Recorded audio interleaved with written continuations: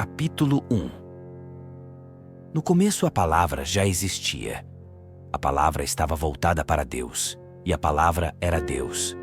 No começo ela estava voltada para Deus. Tudo foi feito por meio dela, e de tudo o que existe, nada foi feito sem ela. Nela estava a vida, e a vida era a luz dos homens. Essa luz brilha nas trevas, e as trevas não conseguiram apagá-la. Apareceu um homem enviado por Deus, que se chamava João. Ele veio como testemunha, para dar testemunho da luz, a fim de que todos acreditassem por meio dele. Ele não era a luz, mas apenas a testemunha da luz. A luz verdadeira, aquela que ilumina todo homem, estava chegando ao mundo. A palavra estava no mundo. O mundo foi feito por meio dela, mas o mundo não a conheceu, porque da sua plenitude todos nós recebemos, e um amor que corresponde ao seu amor. Porque a lei foi dada por Moisés, mas o amor e a fidelidade vieram através de Jesus Cristo. Ninguém jamais viu a Deus. Quem nos revelou Deus foi o Filho único, que está junto ao Pai. O testemunho de João foi assim. As autoridades dos judeus enviaram de Jerusalém sacerdotes e levitas para perguntarem a João: "Quem é você?" João confessou e não negou. Ele confessou: "Eu não sou o Messias." Eles perguntaram: "Então quem é você? Elias?" João disse: "Não sou." Eles perguntaram: "Você é o profeta?" Ele respondeu: "Não." Então perguntaram: "Quem é você?" Temos que levar uma resposta para aqueles que nos enviaram. "Quem você diz que é?" João declarou: "Eu sou uma voz gritando no deserto. Aplainem o caminho do Senhor, como disse o profeta Isaías." Os que tinham sido enviados eram da parte dos fariseus, e eles continuaram perguntando: "Então por que é que você batiza se não é o Messias, nem Elias, nem o profeta?" João respondeu: "Eu batizo com água, mas no meio de vocês existe alguém que vocês não conhecem e que vem depois de mim. Eu não mereço sequer desamarrar a correia das sandálias dele." Isso aconteceu em Betânia, na outra margem do Jordão, onde João estava batizando. No dia seguinte, João viu Jesus que se aproximava dele e disse: "Eis o Cordeiro de Deus, aquele que tira o pecado do mundo. Este é aquele de quem eu falei. Depois de mim vem um homem que passou na minha frente, porque existia antes de mim. Eu também não o conhecia, mas vim batizar com água, a fim de que ele se manifeste a Israel." E João testemunhou: "Eu vi o Espírito descer do céu como uma pomba e pousar sobre ele. Eu também não o conhecia. Aquele que me enviou para batizar com água, foi ele quem me disse: aquele sobre quem você vir o Espírito descer e pousar, esse é quem batiza com o Espírito Santo. E eu vi e dou testemunho de que este é o Filho de Deus." No dia seguinte, João aí estava de novo com 2 discípulos. Vendo Jesus que ia passando, apontou: "Eis aí o Cordeiro de Deus." Ouvindo essas palavras, os 2 discípulos seguiram a Jesus. Jesus virou-se para trás e, vendo que o seguiam, perguntou: "O que é que vocês estão procurando?" Eles disseram: "Rabi", que quer dizer mestre, "onde moras?" Jesus respondeu: "Venham e vocês verão." Então eles foram e viram onde Jesus morava, e começaram a viver com ele naquele mesmo dia. Eram mais ou menos 4 da tarde. André, irmão de Simão Pedro, era um dos 2 que ouviram as palavras de João e seguiram a Jesus. Ele encontrou primeiro o seu próprio irmão Simão e lhe disse: "Nós encontramos o Messias", que quer dizer Cristo. Então, André apresentou Simão a Jesus. Jesus olhou bem para Simão e disse: "Você é Simão, o filho de João. Você vai se chamar Cefas, que quer dizer pedra." No dia seguinte, Jesus decidiu partir para a Galileia. Encontrou Filipe e disse: "Siga-me." Filipe era de Betsaida, cidade de André e Pedro. Filipe se encontrou com Natanael e disse: "Encontramos aquele de quem Moisés escreveu na lei, e também os profetas. É Jesus de Nazaré, o filho de José." Natanael disse: "De Nazaré pode sair coisa boa?" Filipe respondeu: "Venha, e você verá." Jesus viu Natanael aproximar-se e comentou: "Eis aí um israelita verdadeiro, sem falsidade." Natanael perguntou: "De onde me conheces?" Jesus respondeu: "Antes que Filipe chamasse você, Eu o vi quando você estava debaixo da figueira. Natanael respondeu: Rabi, tu és o Filho de Deus, tu és o Rei de Israel. Jesus disse: Você está acreditando só porque eu lhe disse: Vi você debaixo da figueira? No entanto, você verá coisas maiores do que essas. E Jesus continuou: Eu lhes garanto, vocês verão o céu aberto e os anjos de Deus subindo e descendo sobre o Filho do Homem. Capítulo 2. 3 dias depois, houve uma festa de casamento em Caná da Galileia, e a mãe de Jesus estava aí. Jesus também tinha sido convidado para essa festa de casamento, junto com seus discípulos. Faltou vinho, e a mãe de Jesus lhe disse: Eles não têm mais vinho. Jesus respondeu: Mulher, que existe entre nós? Minha hora ainda não chegou. A mãe de Jesus disse aos que estavam servindo: Façam o que ele mandar. Havia aí 6 potes de pedra de uns 100 litros cada um, que serviam para os ritos de purificação dos judeus. Jesus disse aos que serviam: Encham de água esses potes. Eles encheram os potes até a boca. Depois, Jesus disse: Agora tirem e levem ao mestre-sala. Então, levaram ao mestre-sala. Este provou a água transformada em vinho, sem saber de onde vinha. Os que serviam estavam sabendo, pois foram eles que tiraram a água. Então o mestre-sala chamou o noivo e disse: Todos servem primeiro o vinho bom, e quando os convidados estão bêbados, servem o pior. Você, porém, guardou o vinho bom até agora. Foi assim em Caná da Galileia que Jesus começou seus sinais. Ele manifestou a sua glória, e seus discípulos acreditaram nele. Depois disso, Jesus desceu para Cafarnaum com sua mãe, seus irmãos e seus discípulos.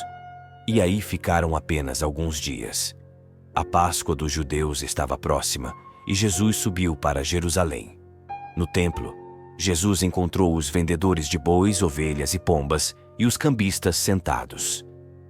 Então fez um chicote de cordas e expulsou todos do templo junto com as ovelhas e os bois.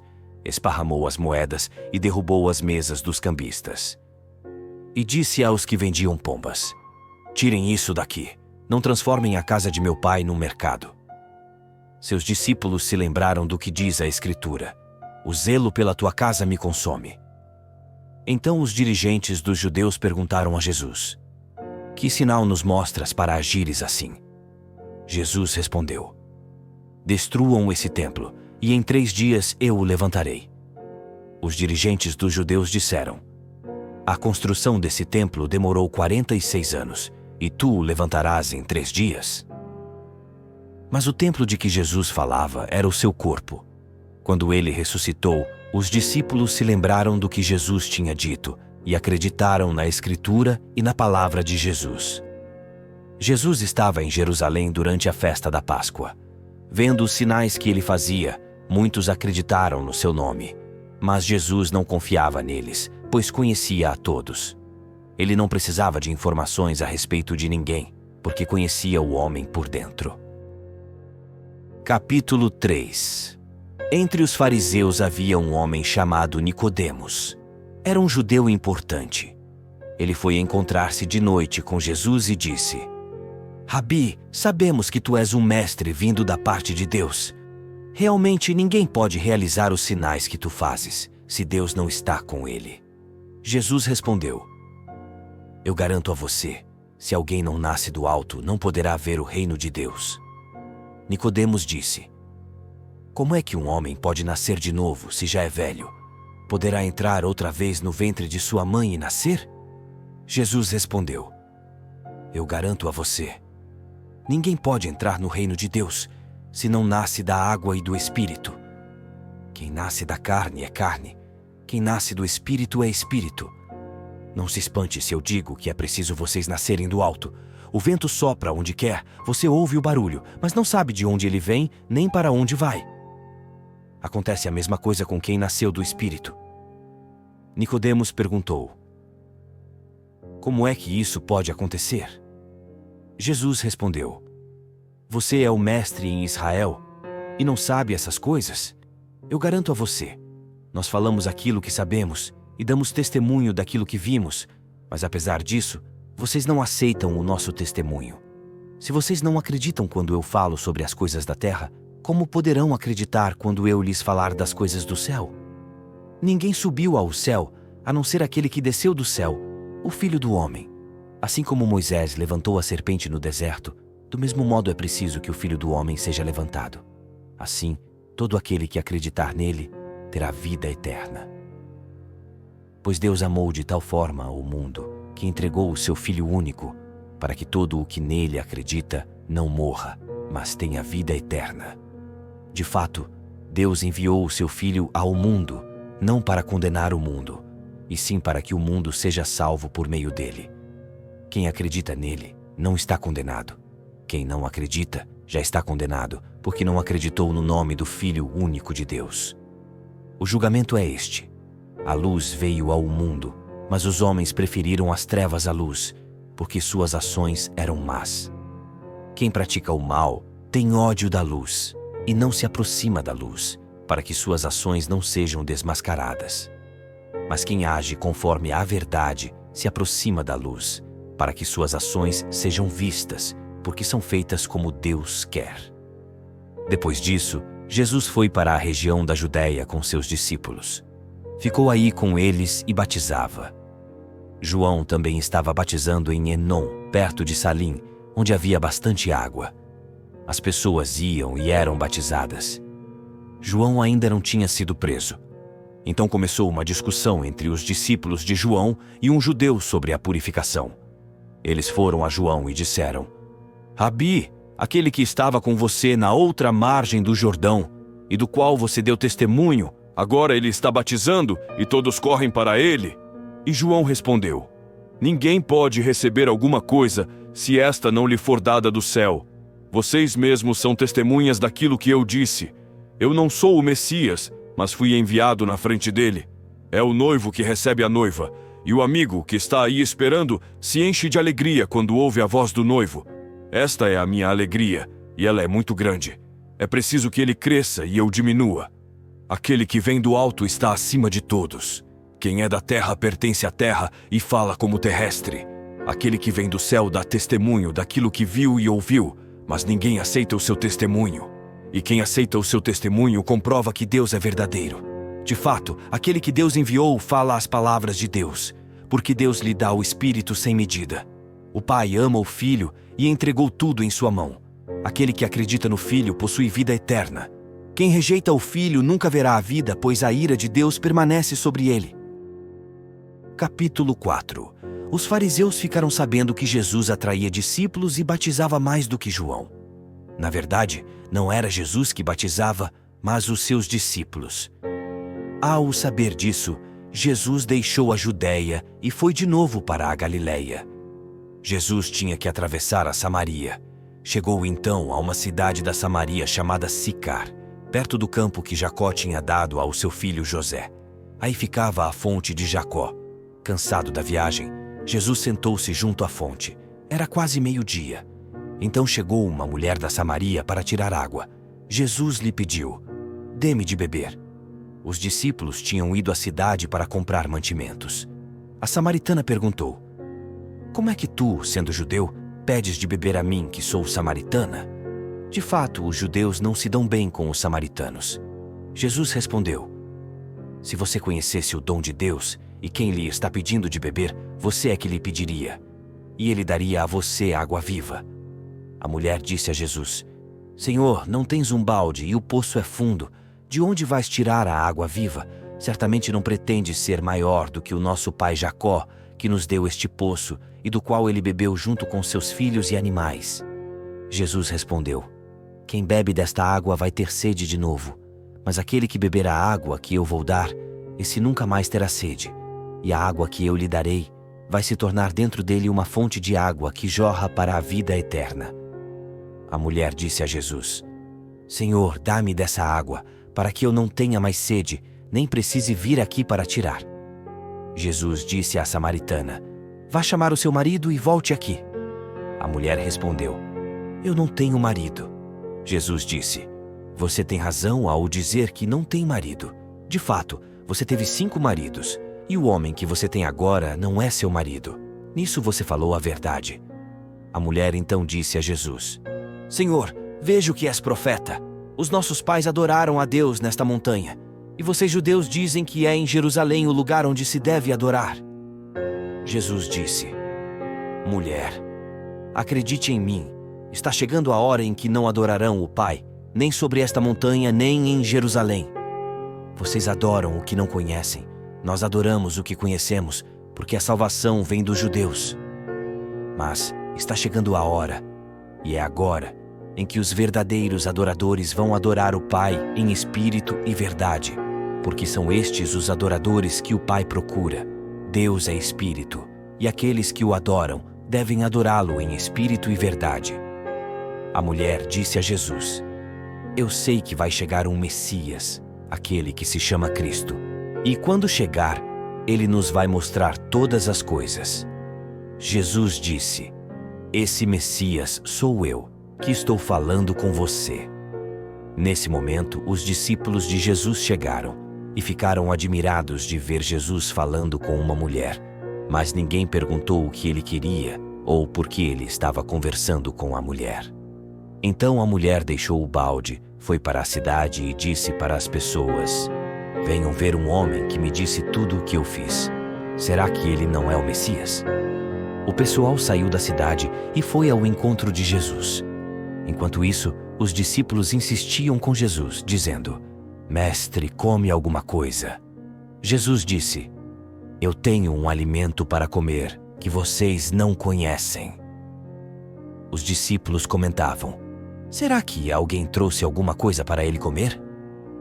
Jesus disse: O meu alimento é fazer a vontade daquele que me enviou e realizar a sua obra.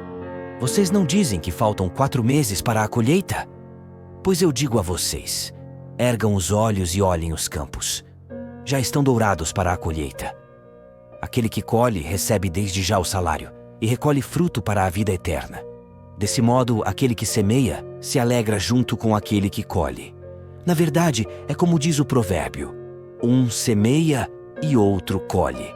Eu enviei vocês para colher aquilo que vocês não trabalharam. Outros trabalharam, e vocês entraram no trabalho deles. Muitos samaritanos dessa cidade acreditaram em Jesus por causa do testemunho que a mulher tinha dado. Ele me disse tudo o que eu fiz.